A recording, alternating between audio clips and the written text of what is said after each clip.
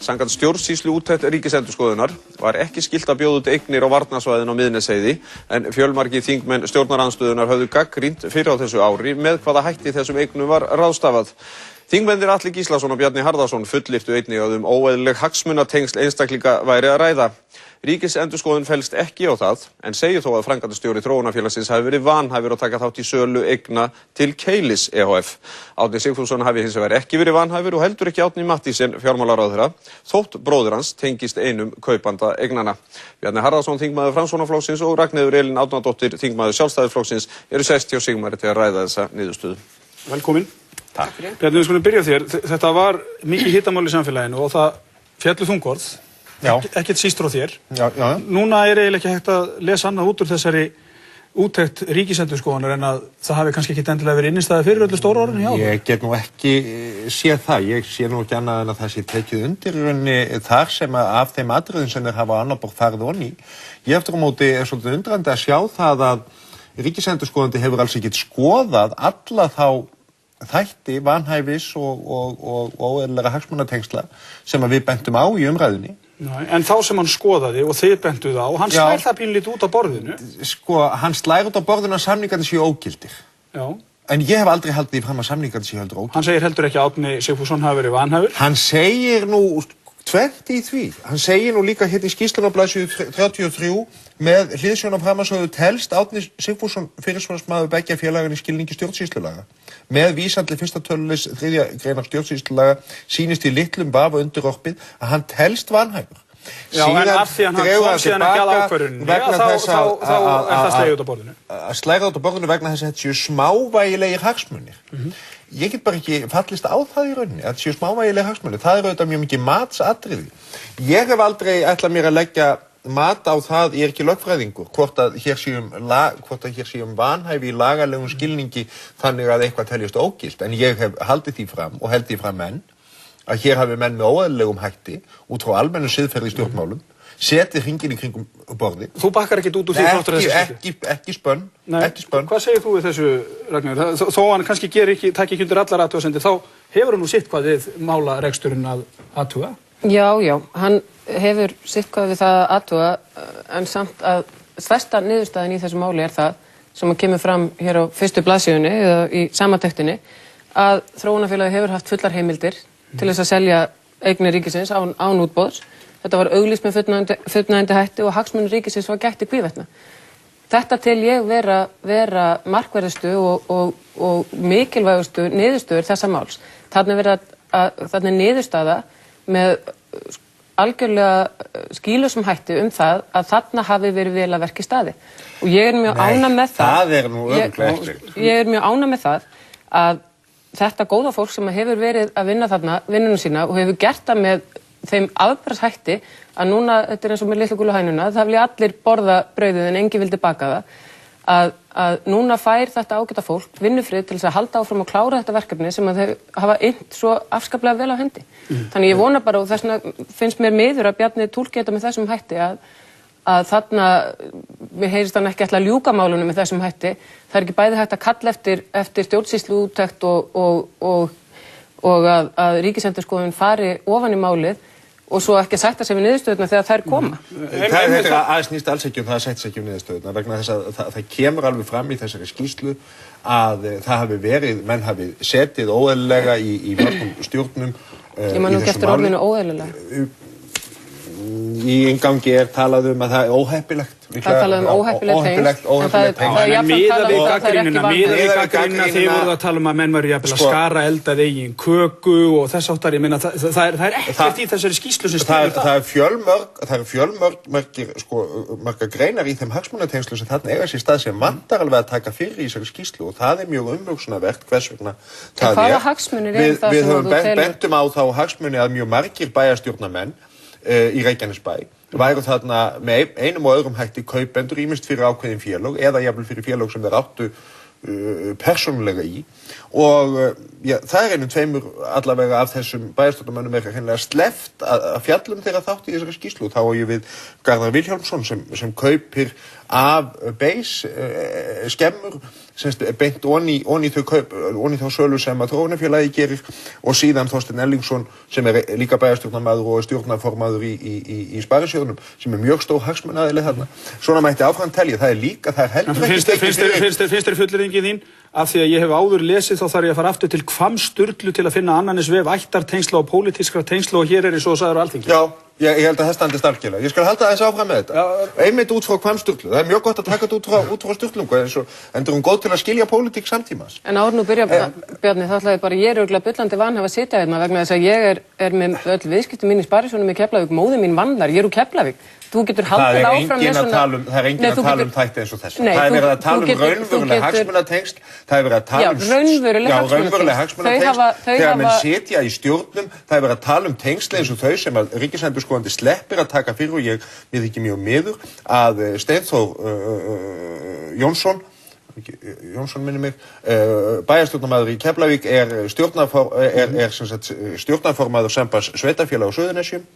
Það er Samband sveitarfélaga á Suðurnesjum sem að tilnefnir Árna Sigfússon og þeir sitja saman í bæjarstjórn fyrir sama flokk.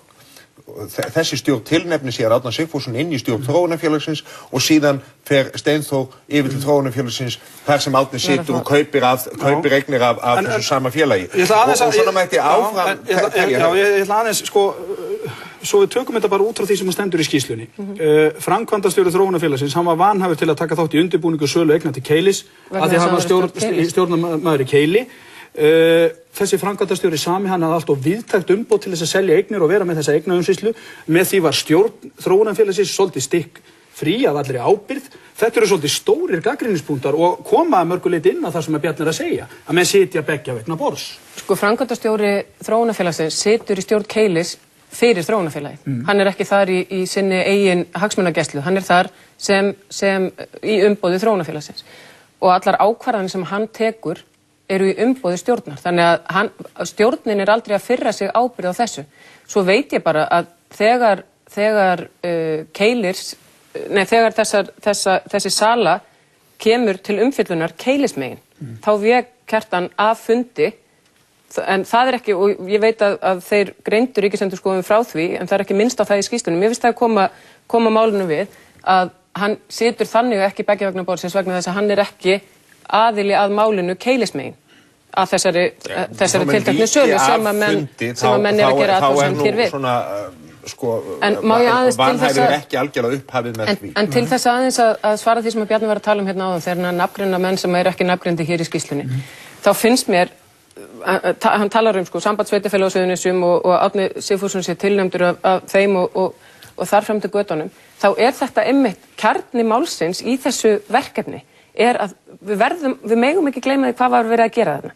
Við sitjum uppi með heilan bæ sem að þarf að koma í funksjón án þess að það snerti svæðið. Hverjir hafa frumkvæði að því að gera það og hafa mestu hagsmunina af því? Það eru heimamenn. Þess vegna er það fullkomlega eðlilegt og hefur alltaf verið eðlilegt í mínum huga að heimamenn setja sig þar, hafa frumkvæðið og eru gerendur þarna. Þeir eru ekki þarna að skara elda sinni eigin köku. Þeir eru að gæta, þeir eru sikrir það að gæta hagsmuna svæðisins. En er það ekki óheppilegt þegar sumir eru eða aðilar þeir tengdur eru síðan líka kaupendur? Já, Ríkisendurskoðun nefnir að eitthvað tengslarna hafi verið óheppileg og þá er það bara eitthvað sem verður skoða. Ríkisendurskoðun kemst að þeirri niðurstöðu að það er ekki vanhæfi og mér finnst það skipta mestu máli. Ég treysti hans dómgreind ég treysti hans dómgreind betur en þinni í því máli. Hann tekur aðeins á því hvort það sé lagalegt vanhæfi sem valdi því að samningar séu ógildir. Það er eins sem hann tekur á. Það sem ég er að tala um er pólitík. Það sem ég er að tala um siðferði stjórnmálana og þegar við tölum um það að heimamenn hafa átt að koma að þessu, það búa 15.000 manns í Keflavík, það sita 7 af þeim í bæjarstjórn Reykjanesbæjar fyrir Sjálfstæðisflokkin, 5 af þessum 7 koma með einum eða öðrum hætti að þessu máli. Ég tel það ekkert eðlilegt. Það er ólíkt því sem að Ríkisendurskoðun. Líklega 3 þeirra sem beinir beinir eignaaðilar, ef menn vilja endilega nota hugtök eins og þú nefndir að skara elda sinni köku. En Bjarni, þú er aldrei getað nefnt það að þú segir að menn sitji þarna hringinn í kringum borðið. En hvar getur þú nefnt að einhver hafi hagnast á þessu persónulega? Ríkisendurskoðandi segir að hagsmuna ríkisins hafi verið gætt í kviðina. Ég hef aldrei tekið undir að það sé þetta fullir að eignir hafi verið seldar á of lágu verði. Ég hef ekki tekið undir þá, ef þú flettir því upp, og þar kannski vorum við aðeins svona, ekki algjör samhljóma milli okkar í stjórnarandstöðunni. Ég tel einfaldlega ekki efni til að slá því föstu. En ef að menn að kaupa eignir upp á Keflavíkurflugvelli, án þess að hagnast á því, þá það ekki verið business. Það alveg ljóst. Menn ekki verið business, ég sjálfur ekki fyrirtæki og í fyrirtækjum gerum við ekkert nema að reyna að hagnast á því. Steinþór Jónsson, ég ætla bara rétt að vona það að hann og Garðar Vilhjálmsson og Sparisjóður Keflavíkur sem undir forystu Þorsteins Erlingssonar, að þetta séu fyrirtæki sem hagnast á því að kaupa af þróunarfélagi Keflavíkurflugvallar, annars þessi menn ekki hæfir til að vera í viðskiptum. En gleymið þið ekki líka hvaða viðskipti við erum að tala um. Það var enda missagt í fréttin áðan tók eftir að það var sagt að verðmæti eignanna hefur verið metið í upphafi á yfir 20 milljarða. Það ekki rétt vegna þess að þegar þróunarfélagið er stofnað, þá verðmæti þessara félaga í mesta lagi metið á kannski 4-5 milljarða. Það núna metið, það búið að selja 75% af þessum eignum og það eitthvað yfir 20 milljarðar. Þannig að við getum sagt að heildarverðmæti verður kannski eitthvað í kringu 30.